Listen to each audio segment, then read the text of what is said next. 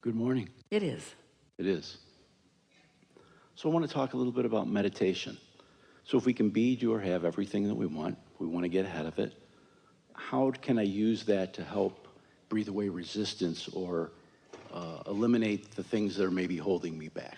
Because when you meditate, you quiet your mind, and when you quiet your mind, you stop thought, and when you stop thought, you stop resistant thought, and when you stop resistant thought, you have access to what's in your vortex. So how can I carry that on through the day and not just for that 15 minutes? Well, maybe you can't, but you don't worry about that, because that is resistant thought. Next. Just catch a snatch of it here and a snatch of it there and a snatch of it there. Just do your best. Just tilt the scale just a little bit, and it won't take long, because you see, right now to you it just sounds like someone excited about something who seems like they know what they're talking about. But when you take the time to meditate or to make lists of positive aspects, and you are certain, or you feel pretty good that you are resistant free, and then an idea bubbles up or roars up from your vortex, and you follow through with it, and you receive the immediate reward of feeling great. That's the first thing that will happen. A moment of clarity, or a moment of insight, or a moment of euphoria, or a moment of interest. Doesn't matter what label you give it, it feels really good to you. And then another, and then another. We're not asking you to expect it to bubble up and manifest. We're asking you to allow it to bubble up and feel it, and acknowledge that you feel it, and milk it as long as you can, and see what else it turns to before your practical mind gets involved and you start introducing resistance into the equation. That's the game you want to play. How long can I go resistant free? But even when you play that game, now you make it resistant right from the get-go, because you're trying to be perfect. You don't have to be perfect. You don't have to only think pure positive thoughts. Your contrast served you. That's how all the ingredients got into your vortex, and your inner being knows what that all adds up to, the lifetimes of glorious experience that adds up to. We called this gathering for a while the science of deliberate creation, but you were too heavy on the thinking part. And then we began calling it the art of allowing, the art of receiving, the art of every now and again getting into the receiving mode, so that you can receive an impulse about something. Don't you have experiences that you could tell one another about how you cared about something? Maybe something caused you to worry about it, and you cared about it, and then you were carefree, or maybe you don't even remember that part, but you turned a corner and there it was, and it just felt like it came out of nowhere. And we want you to know that things are ready to come out of what you think is nowhere all the time. Great ideas are ready to come out of what you want to call nowhere, because they're not coming out of the tangible piles that you've been gathering. They're coming out of the intangible, non-resistant, well-stocked kitchen, stocked by only the ingredients that you want. And so it's about getting into the receptive mode is everything.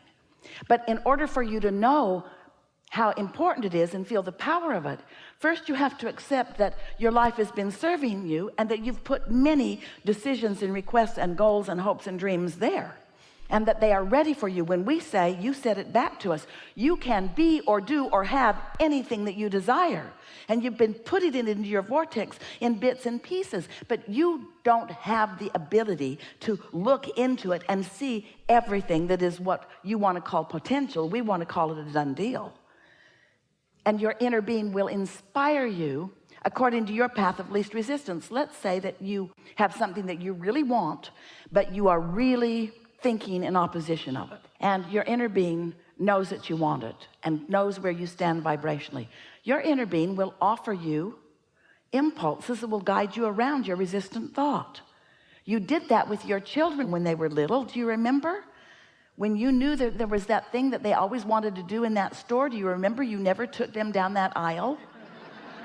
You always took them on a path of least resistance, a path that you felt would be a more comfortable experience for them and for you. And so it's the same sort of thing. Your inner being knows. Do you meditate? Do you? Do you quiet your mind? And have you heard from us here today? Do you have a sort of renewed interest in the power of that quieted mind? We'll talk more about meditation if you want to. You want to? What do you want? I do. So, quieting the mind, sometimes thoughts come to me, things. Well, here's the thing. Let's say that you woke up and you were thinking about something. It could be positive or negative. Let's just say you were thinking about it. Now let's say that it's not all that positive. Then you check your email and there's more about it in there.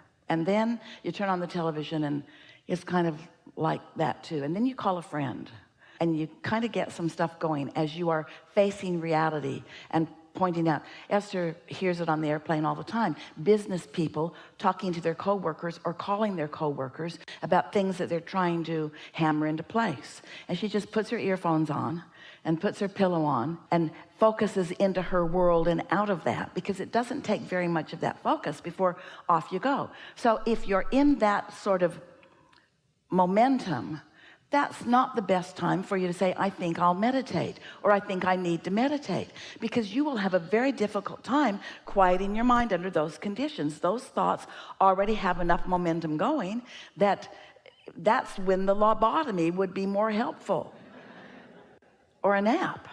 We would meditate when there's the least amount of momentum going. It's sort of like, have you ever felt like you really needed to sleep, but you couldn't sleep? And the harder you tried to sleep, the more you couldn't sleep.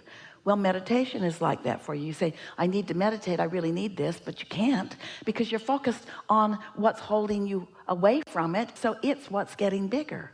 So what you do is you wait for a sort of clear space, and that usually comes earlier in the morning.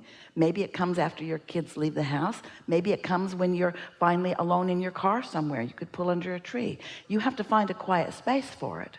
And the earlier in the day, the better. But you'll get better and better at it. It's just a matter of focus. We recommend that you focus upon something that doesn't require very much thought. Because to say, I'm not going to think about anything, now you're thinking about not thinking about anything, and everything in the world that you're not wanting to think about, you're thinking about. But find something to focus on. It might be a bird in a bird bath. It might be the dripping of a faucet. Esther likes to listen to the air conditioner because she lives and has always lived in hot places. So the air conditioner, there's almost always that sound. Hear it? Hear how steady it is? And notice that you're not prone. There's not much to think about in that. You don't say, I've heard better. It's just a sound, and it's not testing you in any way. And if you've decided to focus on it, sometimes Esther will focus on it and her mind will wander, and she'll say, oh yeah. Then she'll listen for it again, and then her mind will wander.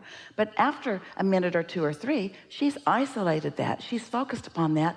And then it's not long after that before she's got that feeling of detachment. And do you know, you could meditate for 15 or 20 minutes. That's as long as we would encourage for any one setting, once a day. You could meditate for 15 or 20 minutes, and you might only catch that feeling of detachment the last minute or two or three. That's enough.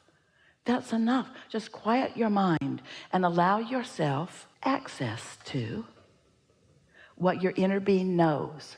What my inner being knows about what? What your inner being knows about all the things you want and what you are most likely to receive a thought about now. Sometimes, if you are in an urgent situation where you're about to take a step or turn into traffic or do something that is critical to your experience, when it's a strong intention like living longer, sometimes even in resistance, your inner being can offer you an impulse, and you will do something that you didn't even know you could do. Have you had those experiences? I handled my car better than I've ever handled it. I just can't even believe what happened. But it's so much easier to prepare yourself to be in the receptive mode.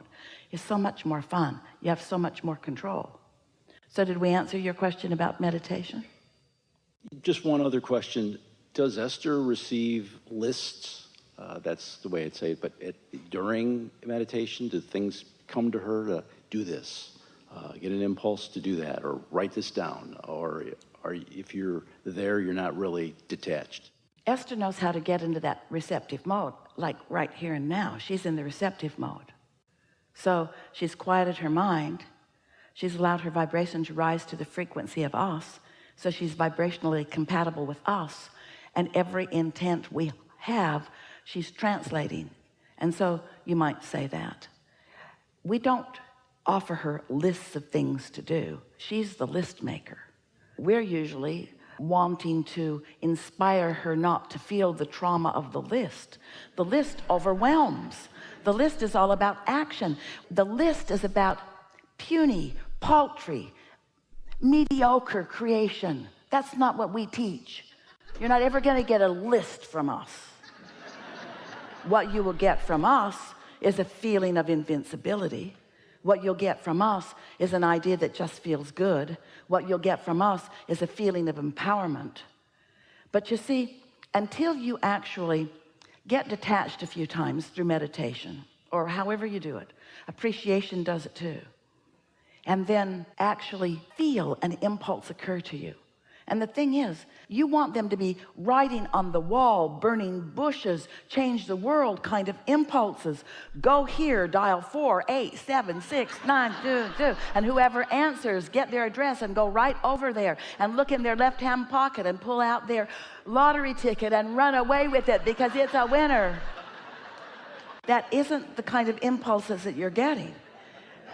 But once you receive this impulse and you recognize the freshness of it, and most important, you recognize, until you feel, oh, we want this so much for you, until you feel the power of non-resistant moment, even if it only lasts 10 seconds, then these are just so many words. But once you feel that, and then have the momentum of it and the wherewithal to follow through with it, and then you see that it leads to this, and it leads to this, and it leads to this, and it leads to this, and you have that joyous journey, which we keep wanting to say is really what you want, and you keep saying, yeah, I want the joyous journey too, as long as it's leading me to the destination that I want. Yeah, I want the joyous journey as long as it's leading me to the destination that I want. We're speaking it so fast you can't even hear the words because you're so eager to get to the destination that you want. Oh, yeah, I'm willing. Well, just cool your jets. Cool your jets. Just relax and enjoy. Enjoy the freshness. Enjoy the clarity. Clarity is power. Can't you feel that in yourself? Don't you know, even in your own house, you get up, you have things to do, maybe you're going to get on a trip. Have you ever just run around in circles? And it's a miracle that you even made the plane. Haven't you had a day like that? And haven't you also had a day when you're usually by yourself when you have this kind of day, but where everything just falls into place? The traffic parts for you, everyone's nice to you, you have extra time, you just feel good about where you are. We want your lives to be calm and clear. We want them to be sure and full of all of these good feelings. And this is what this powerful receiving is about. Letting yourself receive, letting yourself be the vibrational equivalent of your inner being, where all of your power is. And now we're just going to tell you something. We love you so much. You hardly meet a human who is 10% of that. Hardly ever. And when you do, you are amazed. So we're not asking for a perfect record. We're not asking you to stop ragging on that person at work that drives you crazy. We're just asking you to ratchet it back a notch. And we're asking you, in addition, look for some positive aspects too. We're not asking you to meditate all day. You couldn't if you wanted to. Some try it. It's not what you want to do. It's not what we want you to do. We're just asking you to find 15 or 20 minutes and do your best to find a moment or two of detachment, and then notice what happens next. We want you to introduce yourself to your power. We want you to get hooked on it, because you came as creators. You did not come as regurgitators. You came as creators. You did not come as defenders. You didn't come to fix a broken world. You came to create a world that is delicious to you, you see.